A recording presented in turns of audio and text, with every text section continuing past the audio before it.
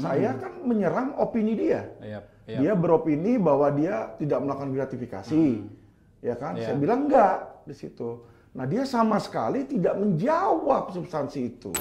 Mengizinkan kan berarti kamu juga mengiyakan menerima gratifikasi. Diundang sama aja saya kasih Bapak duit nih, Bapak pejabat misalnya. Saya bisa terima, bisa enggak? Kan bisa terima, bisa tolak kan? Iya, bisa tolak.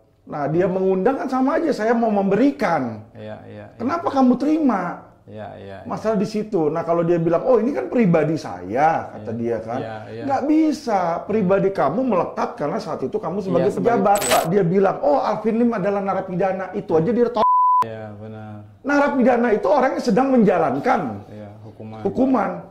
Saya ini di luar. Saya ini bukan narapidana, saya mantan narapidana. Malaikat masuk ke dalam sistem hukum jadi setan, kata dia. Lah, anggap aja lu malaikat, berarti lu juga udah jadi setan.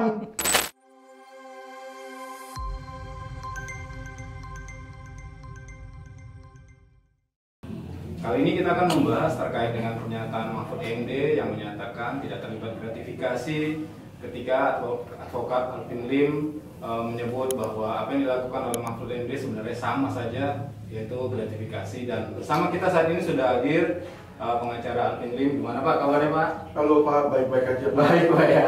Ini kan kemarin sempat viral Pak ini. Iya. Dan langsung dibalas kayaknya sama Pak Mahfud nih Pak. Iya, sehari kemudian dia balas. Iya, itu gimana Pak? Boleh di ini Pak? Ya, jadi kalau saya lihat ya, Mahfud itu di dalam balasannya sama sekali tidak menjawab tentang dia gratifikasi atau enggak, dia nggak jelasin. Yang ada malah dia cuma bilang, oh Alvin Lim adalah narapidana, katanya. Dia sempat mau bantu saya, tapi katanya saya kabur, apa segala macam gitu. Jadi dia ini tidak berperan di dalam substansi, tapi dia menyerang pribadi saya. Nah, itu. Benar. Ya, jadi kalau saya lihat itu menunjukkan tipe-tipe orang yang mohon maaf ya, munafik. Kalau orang dikritik mengenai kinerjanya dia, opininya dia, ya serang balik opini saya dong. Kenapa dia mesti serang pribadi saya? Ya kan, kalau saya misalnya mulai serang mamanya dia, bapaknya dia, anaknya dia, itu kan kurang etis Pak. Nggak relevan Pak. Iya, benar. Atau pribadinya dia, atau penampilan dia, misalnya muka dia yang jelek, gitu kan?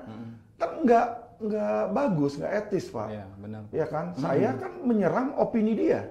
Dia beropini bahwa dia tidak melakukan gratifikasi, ya kan? Saya bilang enggak di situ. Nah, dia sama sekali tidak menjawab substansi itu.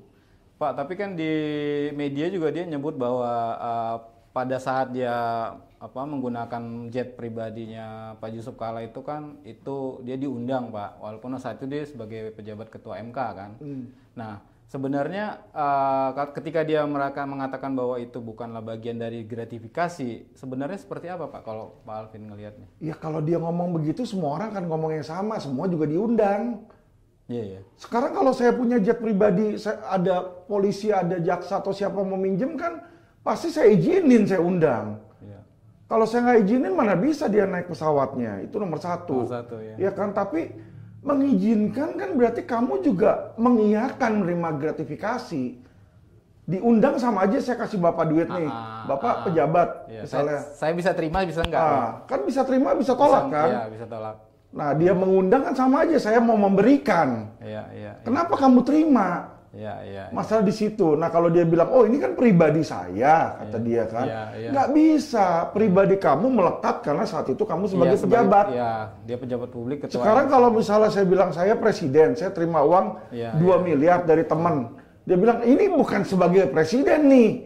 Saya menerima 2 miliar sebagai pemberian aja. Dia mau memberikan karena dia teman saya. Bisa nggak? Kurang Pak. Karena itu kan pribadi dan jabatan melekat Pak. Itu maksud saya Pak. Ya jadi Mahfud ini ya Pak ya, sorry ya, dia pinter, tapi pinternya dia tuh cuma mau berkelit untuk hal-hal yang membuat dia lebih aman gitu Pak ya. Dia cuma mau pencitraan diri Pak.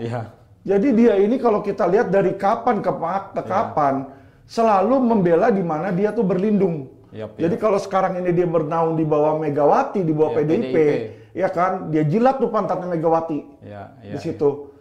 Waktu itu dia jadi Menko Polhukam Iya. di bawah Pak Presiden Jokowi. Iya. Oh, dia puji-puji Jokowi. Iya. Dia bilang kan, oh presiden nggak bisa ngurusin semua begini. Kita lihat berapa kali waktu presiden diserang, Iya. Mahfud yang ngomong, Iya, bumpernya. membela Jokowi. Pertanyaan saya, Pak, Iya, iya. emangnya itu dia kalau misalnya pakai jet-jet pribadi, emang menteri-menteri atau yang lain-lain nggak ada yang pakai, Pak, nggak ada yang terima. Nah, kok dia nggak pernah ngomongin yang sekubu sama dia? Iya. Nggak usah jauh-jauh, Anies juga pakai. Iya. Kenapa dia nggak ngomong tentang Anies? Iya, sama padahal itu, Pak. Nah, Puan pun saya yakin juga pakai Iya. jet pribadi. Kenapa dia nggak bongkar? Iya. Berarti kenapa, Pak? Sorry, Pak, dia munafik. Iya. Ya kan, dia hanya menyerang yang menurut dia nih bagus untuk diserang. Nah, ini menarik, Pak. Kalau menurut Bapak itu apa, Pak? Ininya, dasarnya kenapa dia harus sengaja menohok ke Kaisang itu, Pak? Jadi kalau saya lihat dia sengaja menohok itu karena dia sudah tidak lagi sebagai menteri, Pak. Nah, dia pakai taktik sama kayak Korea Selatan dan Korea Utara, Pak. Oke. Korea Utara setiap mau minta duit, Nah, dia selalu tes uji coba nuklirnya dia. Sehingga Korea Selatan sama Amerika, ya udah nih saya kasih kamu bantuan, dia diem. Jadi inilah hal yang sama dipakai sama Mahfud. Dia pikir dengan dia koar-koar, nanti bisa dipakai jadi menteri. iya. Lagi gitu loh, mungkin di jabatan Jokowi, di jabatan Prabowo. Pertanyaan saya, kenapa dia nggak pernah serang Prabowo? Iya. Lo bener dong? Bener. Nggak pernah. Sekarang Prabowo itu sebelum jadi presiden, sebelum ditetapkan jadi presiden, oh dia banyak bacot loh, Pak. Iya. Dia selalu bilang kadrun, apa semua segala macam. Kan waktu dulu pasti Iya. Prabowo itu lagi dukung si Anies atau lagi sama Sandiaga Uno, selalu dibilang ini kelelau, kecebong sama kampret, ya kan? Iya. Oh, yang sono tuh kadrun di situ kan. Iya. Sekarang kalau saya lihat kok, sorry ya, Nggak pernah. bukan, Pak. Si Mahfud lah inilah yang jadi kadrun, Pak. Kebalik ya. Jadi kadrun dia yang koar ketidaksukaan terhadap pemerintah. Iya. Kan di situ. Tapi padahal kebalik ini sekarang. Iya, padahal di satu sisi dia pingin juga nanti di pemerintahan yang baru pingin dilirik. Sebenarnya dia pengen dilirik. Pengen dilirik kan. Makanya dia nggak berani jelekin Prabowo. Coba dia berani bacot nggak jelekin Prabowo. Tapi apa iya Pak Prabowo situ. juga nggak akan memikirkan hal itu Pak? Kan dia pasti mikir juga kan. Ini Maksudnya aja, mikirin apa? Iya maksudnya dia aja berani apa kayak ngejelekin Pak Jokowi khususnya Kaisang gitu kan. Kan bukan tidak mungkin dia juga Iya. akan melakukan hal yang Jadi sama. kalau Pak Prabowo pinter ya, dia harusnya tidak terima si Mahfud. Baik sebagai menteri Yap. maupun dubes atau posisi manapun. Karena ini tipe orang yang bisa nusuk dari belakang. Kita udah lihat lah, Jokowi itu kurang baik apa sama Mahfud. Iya. Dikasih posisi Menko Polhukam loh, Pak. Menko, ya. Menko loh. Menko, ya. Di atasnya Kapolri, di Iya, atasnya Kejaksaan. Iya. Ah, Menteri Koordinasi. dia belum resign, Pak. Dia bisa terima petisi 100 untuk gulingin Jokowi. Hebat kan di situ kan. Jadi Secara kasar etis ngomong, aja udah salah itu Pak. iya kasar ngomong berakin mukanya Jokowi di Iya. situ. Karena dia kan ada di dalam Pak. Iya, Belum dia keluar. kagak mengundurkan diri juga pasti dipecat itu. Iya benar. Dia tahu bakal dipecat, makanya dia mengundurkan diri. Sama kayak Iya. Erlangga. Iya. Erlangga lu mau turun nggak?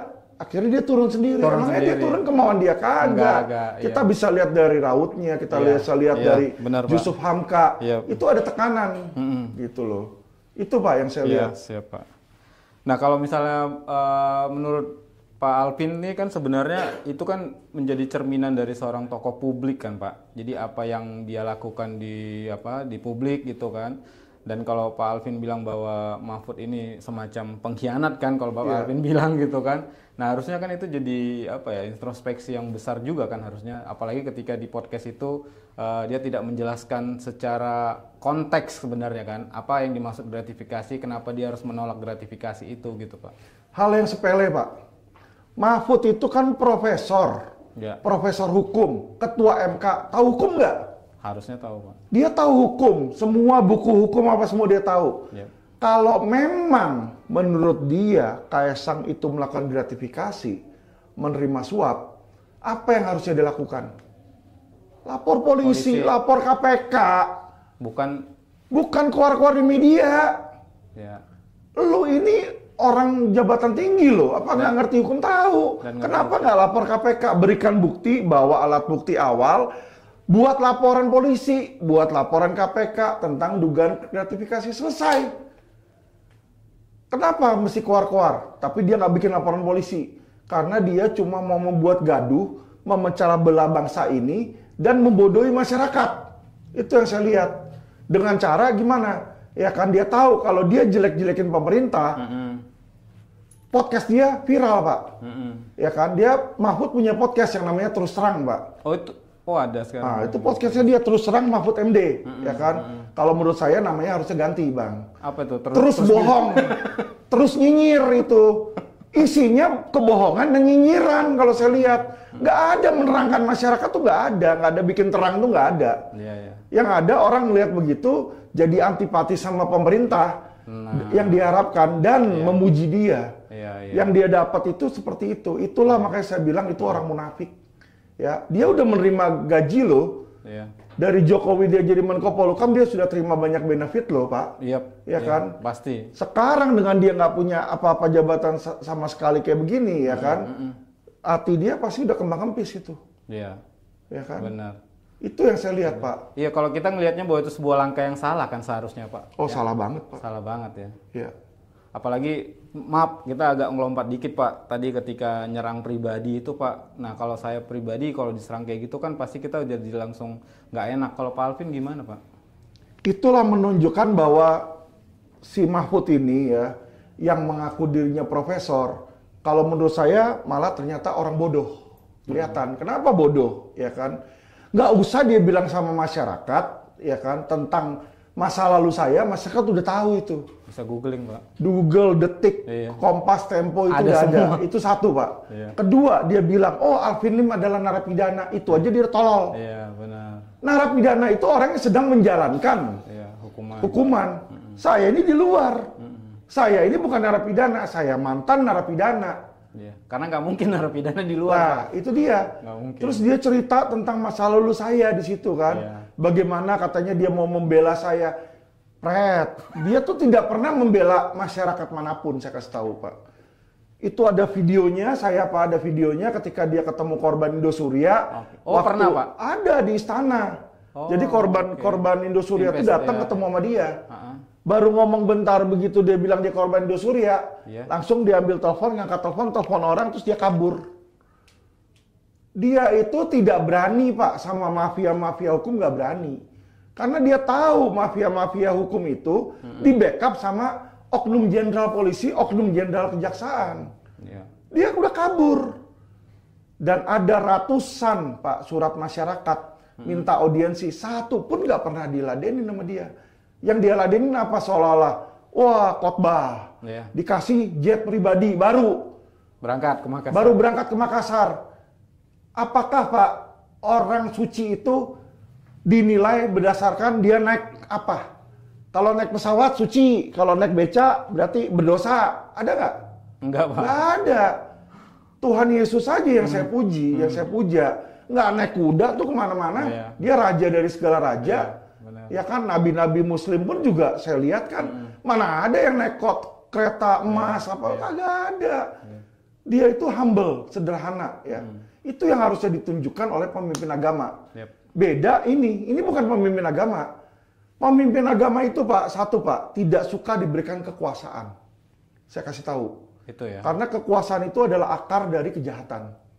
Tuhan juga, Yesus Pak, itu ketika sudah puasa 40 hari, percobaan pertama yang diberikan oleh setan itu adalah, Tuhan Yesus sembah saya berikan seluruh kerajaan ini buat Anda. Di Muslim pun ada seperti itu kan. Nah, ini dia, ya kan, lebih suka naik pesawat jet dibanding sederhana. Jadi dia ini adalah orang yang suka apa? Hal duniawi, Pak. Itu pasti jauh dari hal surgawi. Makanya mulutnya isinya busuk, kotoran semua. Itu yang keluar dari omongan dia. Dia jelek-jelekin saya. Narapidana lah, kabur lah. Saya nggak pernah kabur. Ya kan? Kalau memang menurut dia saya kabur, tunjukin dong. Mana ada nggak saya DPO dalam kasus pemalsuan? Nggak ada. Artinya kalau itu kan clear, harusnya di polisi juga ada kan, Di Pak? polisi, kalau memang saya kabur ke luar negeri, keluarin DPO, keluarin red notice. Red notice, benar. Ini kan kagak ada. Dia ngomong doang di situ. Jadi ngomongan dia itu hoak, Pak. Makanya saya bilang, itu terus terang, Mahfud MD punya podcast, ganti. Terus hoak. Isinya hoak, ngomongannya hoak. Itu orang-orang bodoh, nggak ngerti apa-apa, ya kan? Nggak layak sebenarnya jadi Menko Polhukam. Itulah makanya kesalahan Jokowi, saya kasih tahu. Jokowi itu salah ketika milih dia.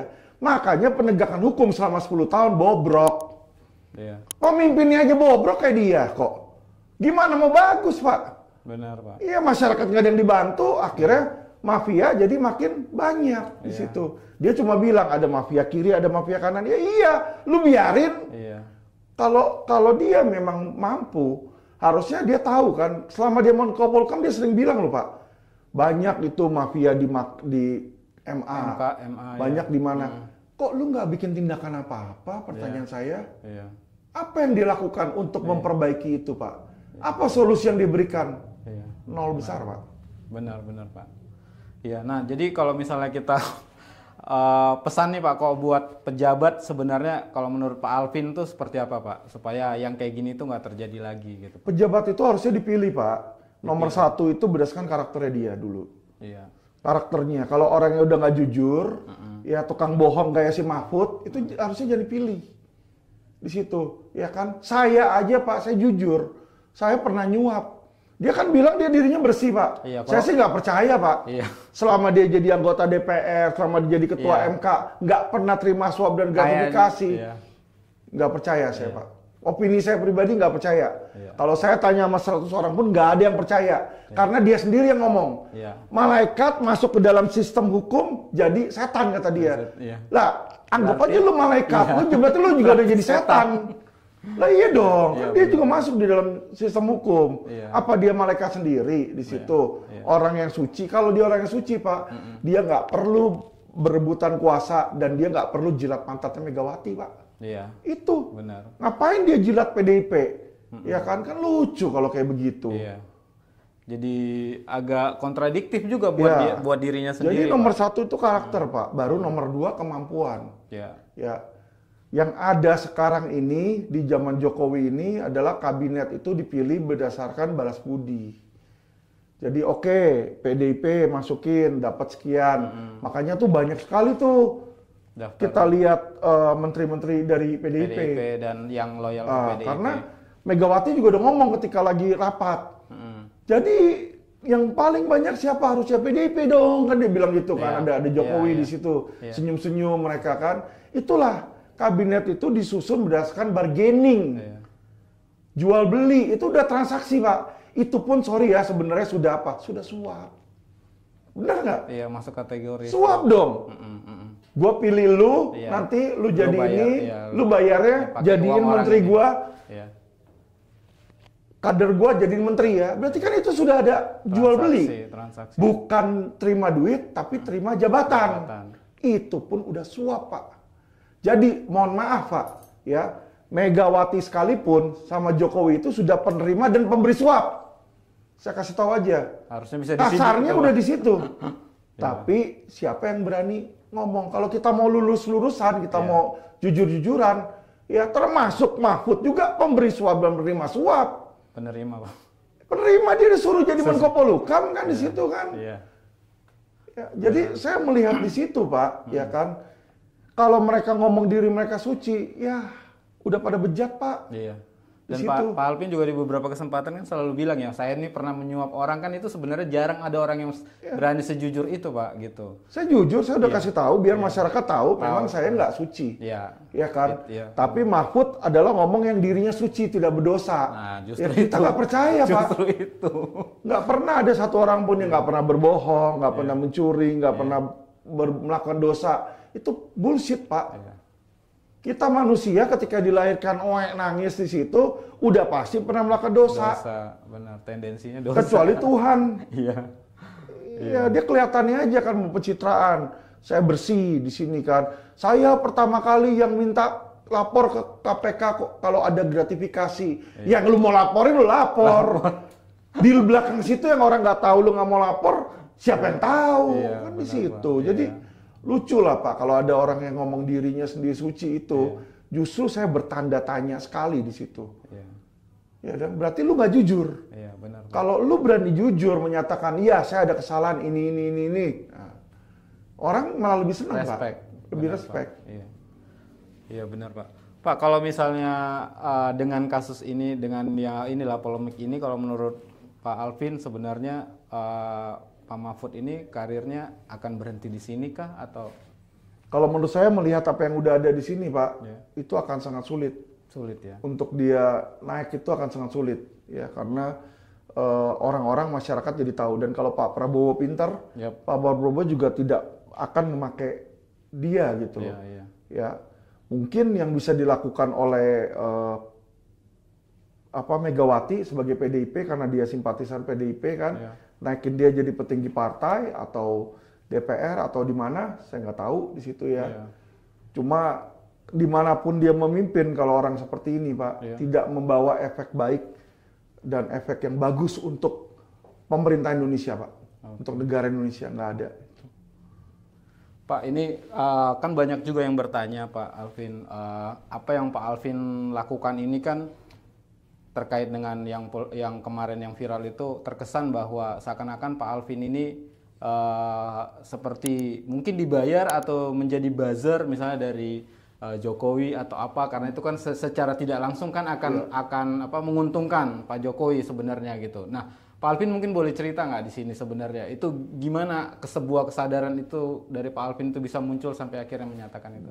Jadi saya itu mengkritik si Mahfud ini bukan karena saya membela Kaisang Pak. Saya mengkritik pribadi dan opininya si Mahfud ini. Ya, saya kritik opininya dia, menyatakan bahwa dirinya ini tidak pernah terima suap, gratifikasi, dan si Kaisang yang menerima. Jadi dia menunjuk orang. Mau itu Kaisang, mau siapa yang dia tunjuk, saya itu mengkritik bahwa diri kamu sendiri juga menerima loh. Jadi bukan karena saya membela Kaisang atau membela Jokowi atau buzzernya Jokowi, nggak ada. Karena kalau Bapak lihat podcast-podcast saya, itu banyak juga yang mengkritik pemerintah Jokowi. Saya bilang pemerintahan Jokowi adalah yang terburuk sepanjang masa di dalam penegakan hukum, Pak. Saya ngomong itu tidak ada dukungan loh, saya ngomong begitu. Iya kan? Dan saya bilang menteri-menteri Jokowi itu tidak ada yang kompeten di situ kan. Jadi banyak yang saya ngomong di sini, Pak, nggak mendukung mereka.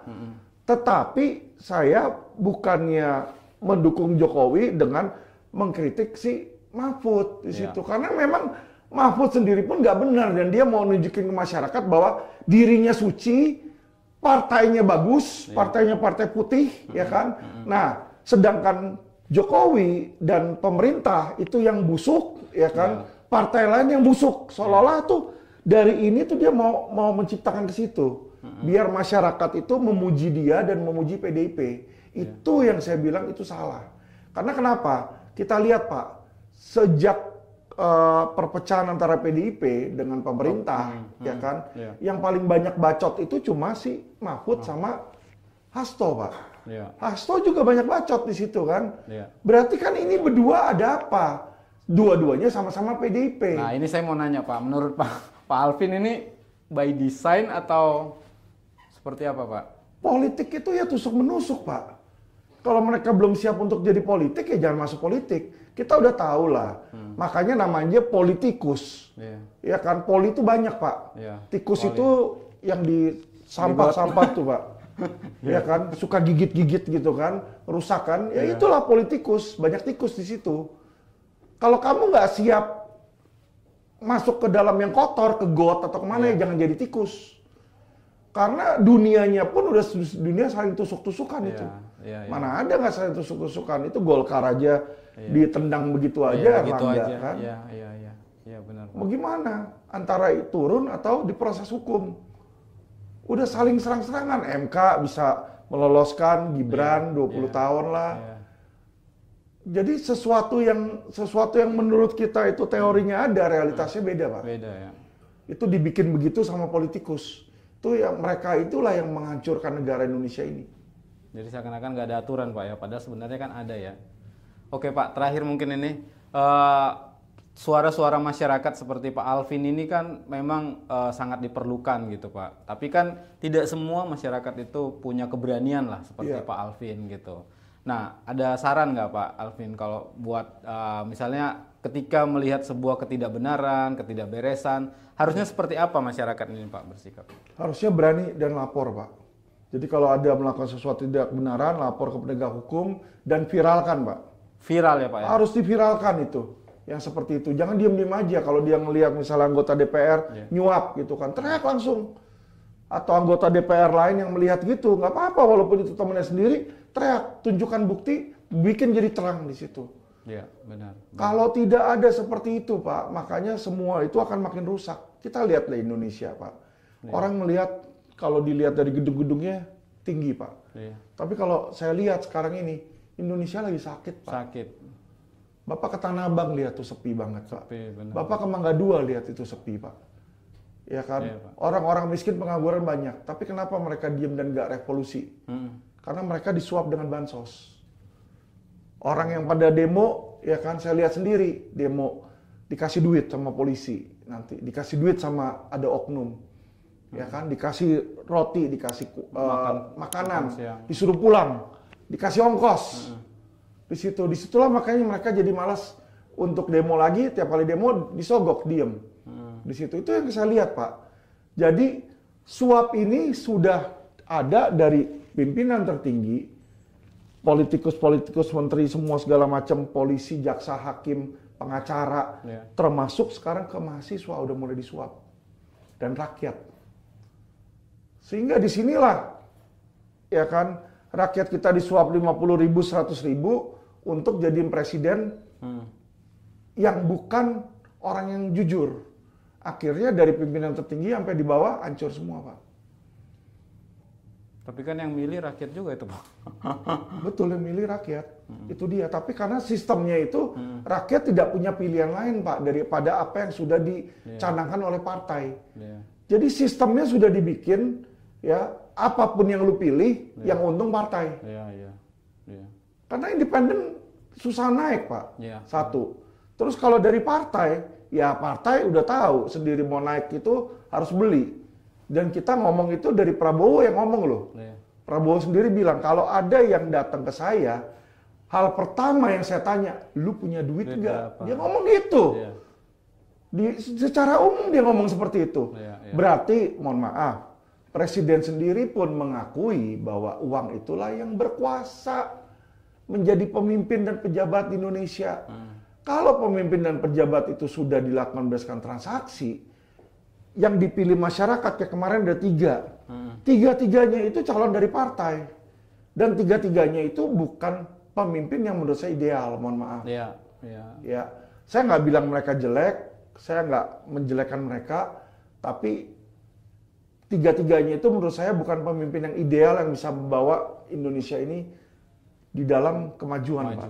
Di situ. Karena mereka itu sudah melalui proses partai yang dimana masyarakat punya pilihan, tapi pilihan dia antara sampah, got, atau kotoran. Ya benar, dia boleh milih, tapi yang dipilih itu dari situ, kualitasnya. Nggak ada pilihan yang lain. Jadi yang terburuk dari yang, terbaik dari yang terburuk. Betul. Terbaik dari yang buruk. Jadi kalau saya lihat seperti ini, percuma. Gitu loh. Di situ sih, Pak, bukannya saya menjelek-jelekan atau gimana, bukannya saya pesimis ya, tapi saya bisa melihat apa yang sudah ada, apa yang dari cara mereka ngomong, dari cara mereka berbicara, sudah kelihatan sebenarnya. Nah, Pak Alvin, terakhir mungkin ini. Jadi yang paling penting menurut Pak Alvin yang harus diberesin dulu tuh dari sisi penegakan hukumnya kah? Atau dari sisi ekonominya? Atau dari sisi regulasi atau apa, Pak? Biar Indonesia ini... Pertama harus diberesin itu adalah dari presidennya, Pak. Presidennya malah. Ya. Karena mereka adalah eksekutor, pelaksana. Ya kan? Kalau hukumnya nggak baik, tapi eksekutornya baik, tetap hasil kinerjanya adalah baik. Oh, oke. Pekerjanya baik kok, jadi akan baik di situ. Tapi kalau presidennya aja udah jelek, ini akan nurut ke bawahnya. Kalau dia memilih menterinya aja, Pak, berdasarkan negosiasi politik, sudahlah. Makanya saya cuma mau lihat ini Prabowo. Prabowo kan belum menjabat, ya kan? Ya kita harus ada benefit of the doubt. ya kan? Iya. Jadi kita harus berikan kepercayaan awal dulu lah ke dia, Iya, kita iya. lihat. Simpel aja Pak nanti Pak, cara pembuktiannya. Siapa yang dia pilih sebagai menteri? Itu aja udah bisa menunjukkan Iya. arah Indonesia kemana ke depannya. Iya. Kalau yang dia pilih sebagai menteri adalah orang-orang inkompeten yang hanya barter jabatan atau balas budi, dia jadi presiden, si PKB berperan nih, Golkar berperan, dikasih jabatan kita lihat orang yang nggak kompeten cuma masukin orang-orang partai, ya sudahlah, hancurlah negara ini. Kita udah tahu berarti itu kemana. Tapi kalau dia tidak lakukan itu, dan dia pilih orang-orang yang kompeten untuk duduk di masing-masing tempatnya, nah itu baru presiden yang baik. Kita lihat dulu aja di situ Pak. Nggak usah jauh-jauh Pak. Nggak usah jauh-jauh dia mau kasih makan siang lah Pak. Bagi rakyat Indonesia makan siang itu tidak membuat sejahtera atau tidak sejahteranya rakyat. Iya, benar. Di situ. Iya. Bukan itu ukurannya Pak. Bukan. Kalau enggak itu udah dilakukan dari lama Pak ya. Iya dong. Siap. Oke Pak Alvin, terima kasih banyak buat diskusi kita di Cerdas Hukum. Sama-sama Pak Jackson. Ini sangat mencerdaskan. Pemirsa, itu tadi diskusi kita bersama Pak Alvin Lim, pengacara dari LQ Indonesia Law Firm. Dan kita ketemu lagi di diskusi-diskusi Cerdas Hukum selanjutnya. Siap. Terima kasih Pak Alvin. Terima kasih Pak.